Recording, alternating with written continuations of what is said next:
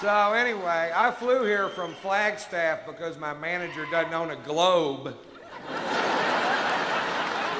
I flew here on a plane that big, like a pack of gum with 8 people in it, just. We took off from the Flagstaff Airport Hair Care and Tire Center there. We're traveling at half the speed of smell. We got passed by a kite. There was a goose behind us and the pilot was going, "Go around." We get halfway to Phoenix, we gotta go back. It's a 9-minute flight. Can't pull it off with this equipment. We had some engine trouble. We lost some oil pressure in one of the engines, and they told us about it over the speaker system of the plane, which was stupid because they could have just went, "Hey, we lost some oil pressure."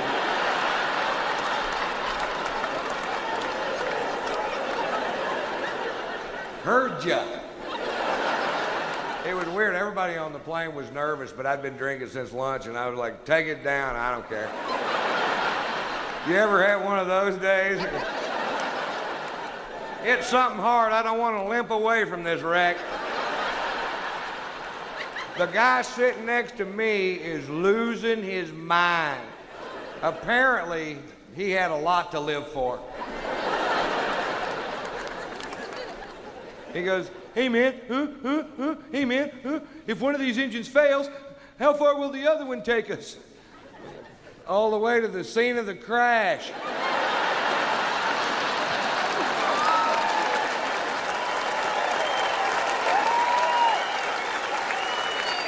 Which is pretty handy, because that's where we're headed. I bet we beat the paramedics there by a half hour. 21 comedy clubs. And I was a prominent headliner for them in 1996 and making about $2,000 a week. They would fly me to the gigs. And I wasn't paying my taxes, so it even felt like I was making more money than I was. And living pretty fucking good. And so the guy that owned that chain of clubs realized that I was working 42 weeks a year for him, so he didn't have to pay me that much money. Because what the fuck else would I do? You know, where am I going to go get those kind of gigs? You know, I don't know. And so he cuts my pay from $2,000 an air to $1,500 and flat. And I told him to go eat a steaming bowl of fuck. Okay, cut to years later. Blue Collar Comedy Tour happens. We sell 10 million albums. I start touring. I play Radio City Music Hall. I'm, you know, just things I never even dreamed of. I'm from a little dirt town in Northwest Texas. And I'm on my tour bus. It's late at night, and I'm driving back to Atlanta. And Wednesday night, when I get back to Atlanta, where I have a house, and I'm going to be the auctioneer at this huge charity event in a tuxedo called the East Lake Foundation. And it's part of the end of the golf season with the East Lake course, and so that's my big charity of the year, so it's a big deal, and I do it every year.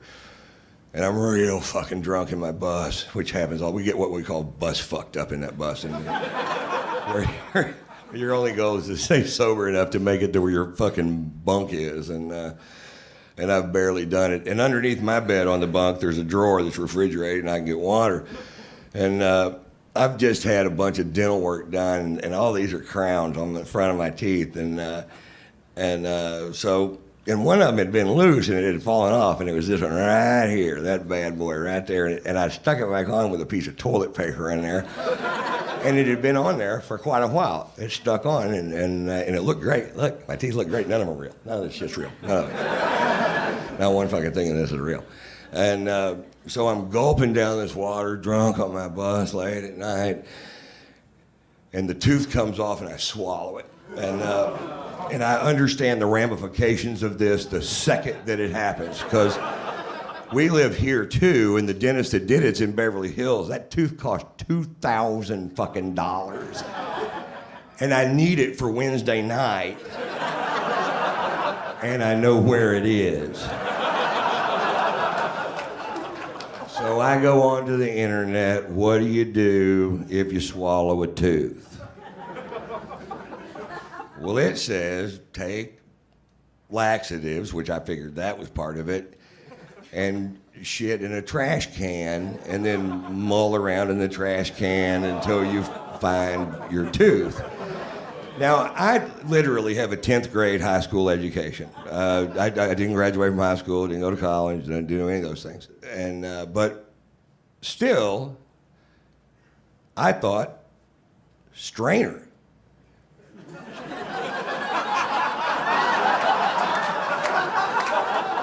Shit in a strainer. Take the strainer over the sink and like you're panning for fucking gold. Just run water over the turd and let it dissolve, and whatever's left is left, but you're not gonna miss this fucking turd, right? So I take everything. I'm doing these fucking liquid things. I'm doing everything because I gotta get this tooth, gotta come out by Wednesday because I need it so fucking bad. And it's really going bad. And I take it. I'm eating a lot of food. I'm trying to shovel this stuff out. Anyone hear the rest of the story? It's gross. I know it is. And I'm actually holding a strainer underneath my butt, shitting in it, trying to find this precious piece of porcelain. But then I find at the store this thing where it's a strainer, but it has these things that you can pull out and put it on a pot or a pot. And so now I'm fucking hooked up, right? So I can put this thing down, then put the lid down, and I don't have to hold this thing between my legs to shit my tooth into my fucking bucket, right? So now I'm way more high tech than I used to be. And it's day 2. And I'm like, oh my God, come on, Wednesday, come on. And I'm just so fucking sick of this. I've been sitting on these fucking commodes for 2 days. And I was so sick of it. The only thing that kept me going is I started to pretending that was Nancy Grace's mouth.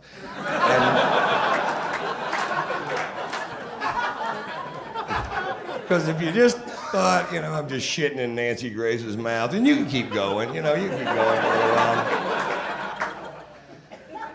Day 3, nice turd. We catch in the strainer bucket, high tech, take it over, rinsing it off. Last chance for romance right here. My gig is in 4 hours. And there's the tooth. I found the fucking tooth. And I put it in the dishwasher. You think I was just gonna shove it back in my mouth? And we go down there, and the fucking gig was postponed to the next night. I was like, oh. Anyway, there's my story. Thanks a lot, guys.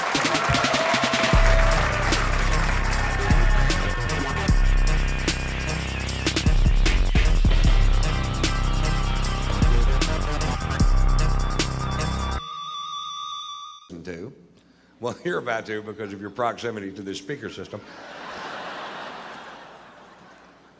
I was just down in Cocoa Beach, Florida, and just south of Cocoa Beach, Florida is a huge Air Force base that takes up 115,000 acres of oceanfront property. They have military housing on the beach. Major Nelson didn't have oceanfront property, and he was an astronaut with a motherfucking genie.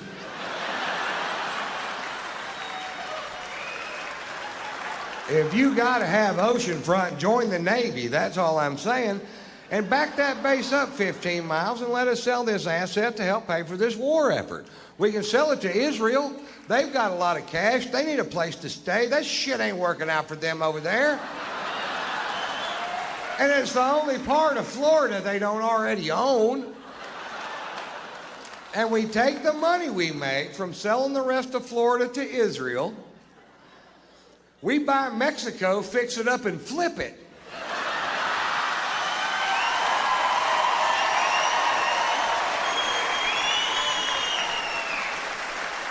Now, we'll have to send down some painters and landscapers because they're all up here. And when they're gone, you're going to wonder where the fuck they went. You ain't going to want to do this shit yourself. Not if you're anything like me. We sell Mexico to a country that can put a ton of cash down, but you know they can't make the payments. Like Peru. Peru has billions and billions of US dollars, they do, in cash, in banks all over Peru. It's our cocaine money they tricked us out of. I mean, it's your cocaine money they tricked you out of. We get all that money back, billions of dollars, billions. And then we finance the balance of Mexico to Peru, right? We let them get behind on the payments. We repossess Mexico. Now we have Mexico free and clear. New paint, new shrubs.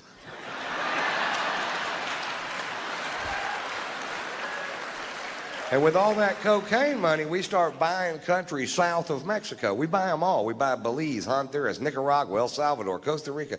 And every time you buy one of those countries, that long-ass wall this country needs to build gets a little fucking shorter, doesn't it?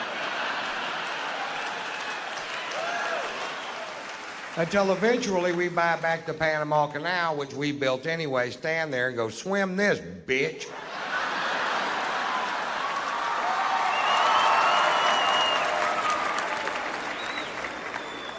So I tour, that's what I do.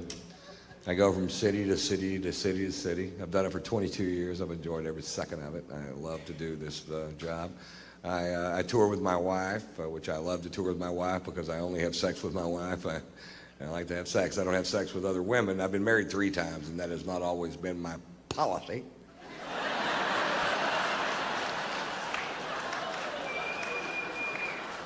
But I'm 51 years old, and I said if I got married again, I'd quit all the running around. And to tell you the truth, I find a lot of comfort in having one sex partner because she knows what I like, and I know what she won't do.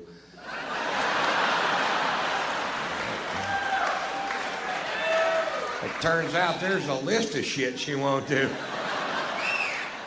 And the first thing on the list is talk about the list. My favorite byproduct of monogamy, and it didn't even dawn on me that this would be the case, and when I figured this out, I felt a huge weight just flutter off my shoulders.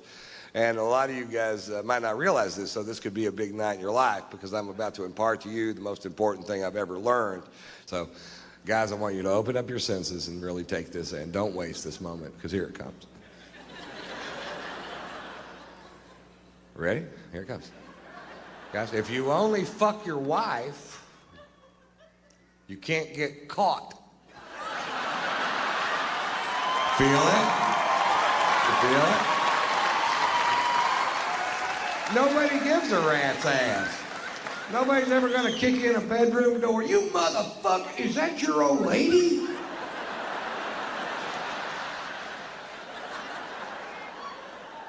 I may be exaggerating that stroke just a little bit.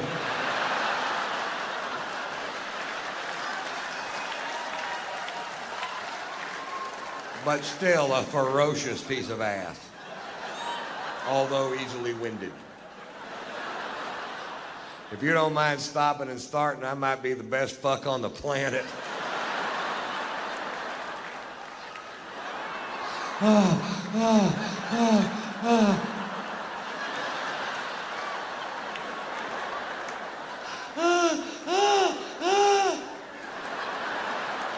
That's the way I roll, ladies.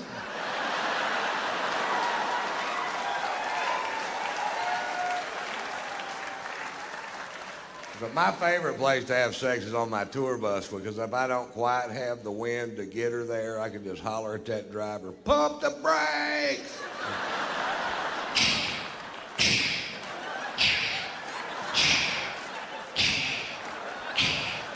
Faster!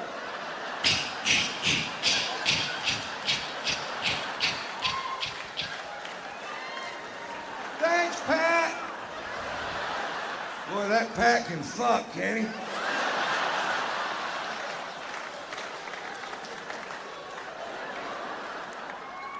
Actually, you can't get caught having sex with your wife. My wife and I were going at it one afternoon, and the housekeeper walked in, which is way better than the other way around. It happens the other way around. You end up saying things like, I'll pack my shit as soon as it quits burning.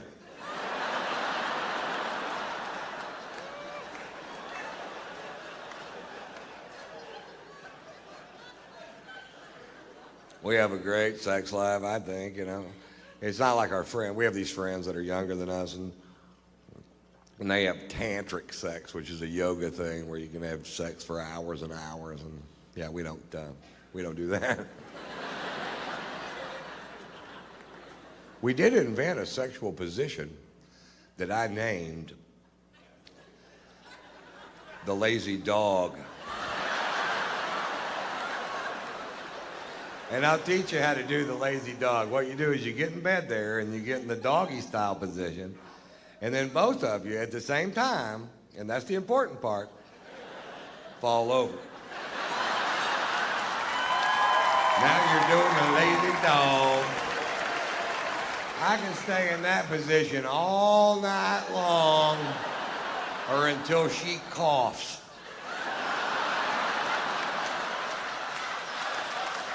Once she coughs me out, I'm out for the night. There's no more lazy dog that night. She sneezed me out one time, and my own dick hit one of my own nuts and hurt it.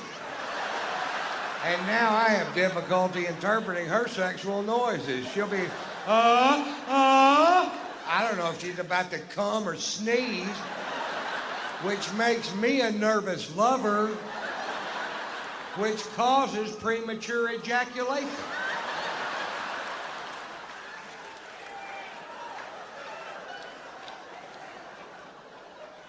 Not a lot of people know that.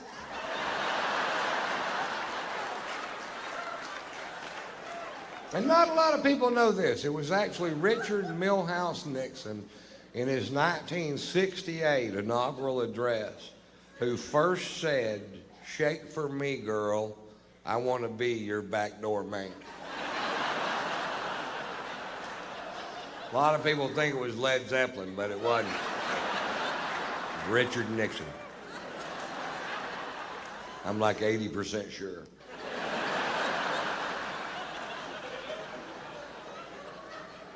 I'm like 70% sure. 50. You know what? It was Led Zeppelin.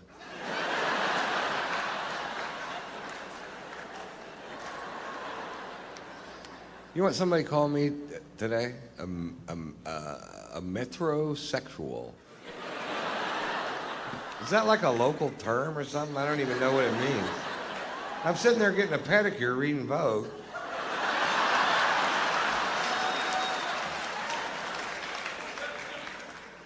My wife got me a certificate to get a pedicure because she thinks my feet are nasty.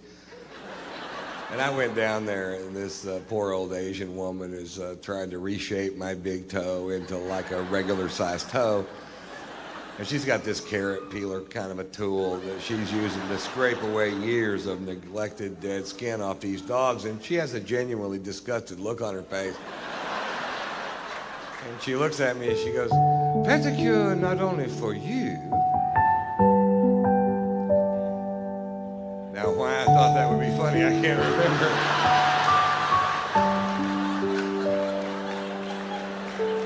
Maybe I did it wrong. Pedicure not only for you. Nope.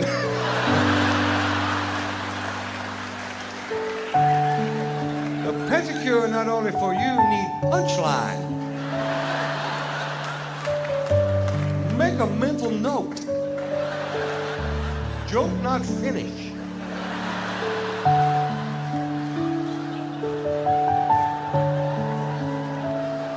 Add punchline. Make funny for everyone.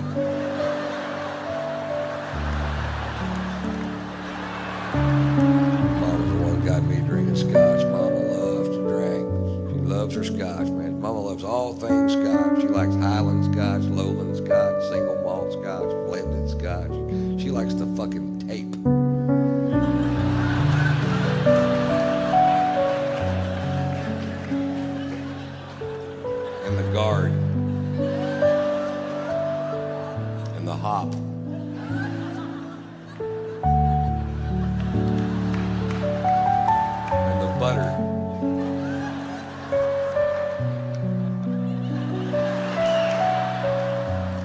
mental note. Do tape last, it's only one funny.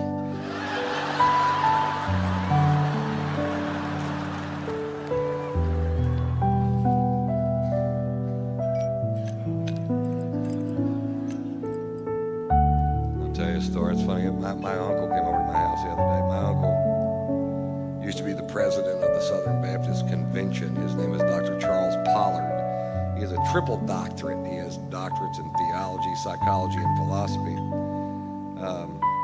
Although I think I still make more money than he does. He's a great man. And he came over, and I was making myself a drink because I never pretend I don't drink. You might know that about me already. And he goes, son, you are never going to find the answers to your problems in the bottom of that bottle. And I said, I know. That's why I'm going to buy another one.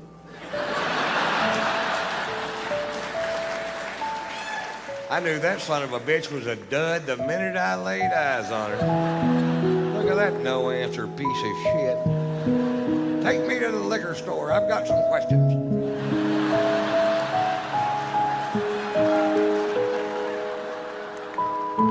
I don't really get along as well with my wife as I pretend.